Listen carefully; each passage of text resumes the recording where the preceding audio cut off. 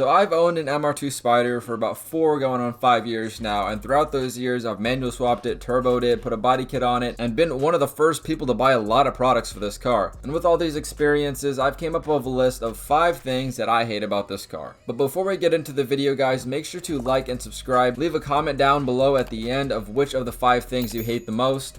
And let's get into it. The first thing on the list I hate about this car is the lug pattern. And even though it's just a simple thing as it being the lug pattern, it prevents you from getting all the nice wheels. Since this car is 4x100, the wheel choices are scarce, and finding a nice pair of used wheels that are 4x100 on Craigslist or Facebook is hard to find because not a lot of people have these cars. So you either have to shell out a bunch of money and buy some real wheels that are like $1,500 and above, with limited color options and not too much to choose from, or you have to import some 1980s wheels from Japan because 4x100 was more popular back then, or you can be like a lot of people and just buy rep wheels. But the only problem is people are going to dog you, and if you don't care about being dogged, then it's fine. But the people at the car meet that will dog you usually have 5x114 wheels, and I feel like they take that for granted. It is so much easier to get a pair of 5x114 wheels than a nice pair of 4x100 wheels with the correct width, offset, and color that matches your vehicle. I just wish they kept the 5x114 from the SW20, the previous generation of the MR2, and they just put it on this one. I do not know why they went back to 4x100. 4x100 sucks. If someone made a 5x114 swap for the MR2 Spyder,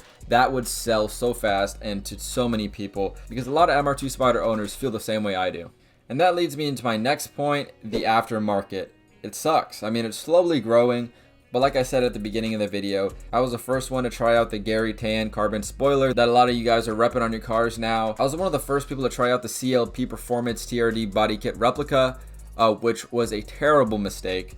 And I was also one of the first people to try out that CLP vented hood that they had. Also a terrible mistake. So with being the first with a lot of things, I've had a lot of bad experiences with parts not fitting correctly or just being bad quality. And it sucks that there's not too many quality companies out there making parts for this car. Some companies are starting up like Technotoy Tuning. They're making some suspension parts, and also Annex Suspension. They're making coilovers for the car now. And I hope that that trend continues and more companies start making parts for this car. But I wish there was just more parts available, especially body kits. I mean, the only thing you can get now is like the midship runabout Nova, I think the bumper's called. You can get the APR body kit if you want to go wide body.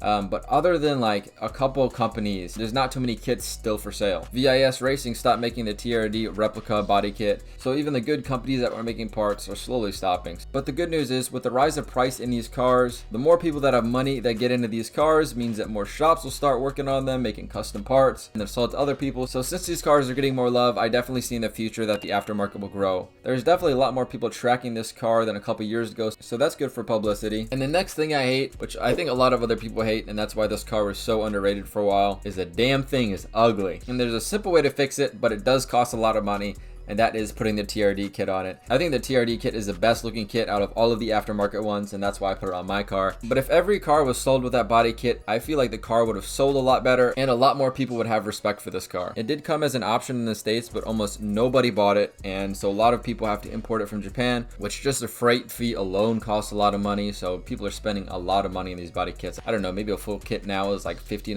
$2,000, but I haven't really looked in a while, so I wouldn't know. And CLP, that stupid company from Russia, made a replica and everybody started buying those, but almost all of the experiences from that company were bad. So if somebody made a replica of the TRD body kit in plastic, just like Restore Parts that makes replica parts for the A86 out of plastic, I mean, it's just like OEM. Someone needs to do that. Spend a couple thousand in R&D and you'll definitely make that money back with all the people that want this body kit. The fourth thing I hate about this car is that there is no trunk and barely any storage. You could take out the front spare tire to get a little bit more storage, but the only thing you're fitting in there is a backpack. That leaves you with a small cubby hole behind your seats, and that's about just enough storage to take home leftovers from your family gathering Thanksgiving meal. If you want to take any cooking equipment home, you're gonna have to put that in the passenger seat. So that really sucks for people that want to make this their daily driver. And the first gen and second gen had a trunk, and I do get why they didn't do that. They wanted a 50-50 weight distribution, and if they made a trunk, people would use it and that would throw off the balance. But the lack of storage is just a big thing for me, because if I want to take this car anywhere, I better make sure I'm not taking anything home. And the fifth thing I hate about this car